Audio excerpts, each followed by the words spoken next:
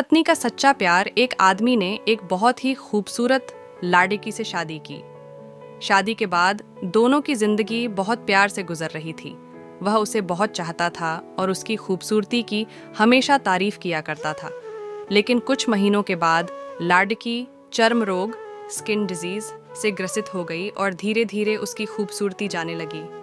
खुद को इस तरह देख उसके मन में डर समाने लगा कि यदि वह बदसूरत हो गई तो उसका पति उससे नफरत करने लगेगा और वह उसकी नफरत बर्दाश्त नहीं कर पाएगी। इस बीच एक दिन पति को किसी काम से शहर से बाहर जाना पड़ेगा। काम खत्म कर जब वह घर वापस लौट रहा था, उसका एक्सीडेंट हो गया।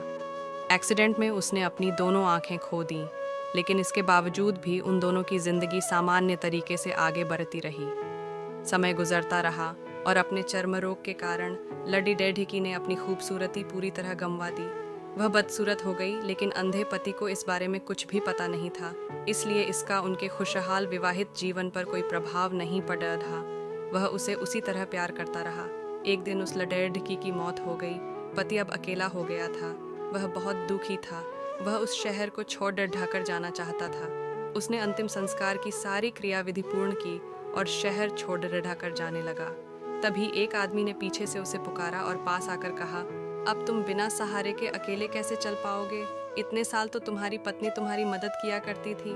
पति ने जवाब दिया, दोस्त, मैं अंधा नहीं हूँ।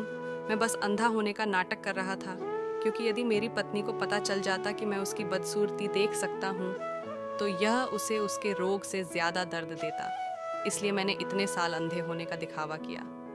वह बहुत अच्छी पत्नी थी। मैं बस उसे खुश रखना चाहता था। सीख, खुश रहने के लिए हमें भी एक दूसरे की कमियों के प्रति आंखें बंद कर लेनी चाहिए और उन कमियों को नज़रअंदाज कर देना चाहिए।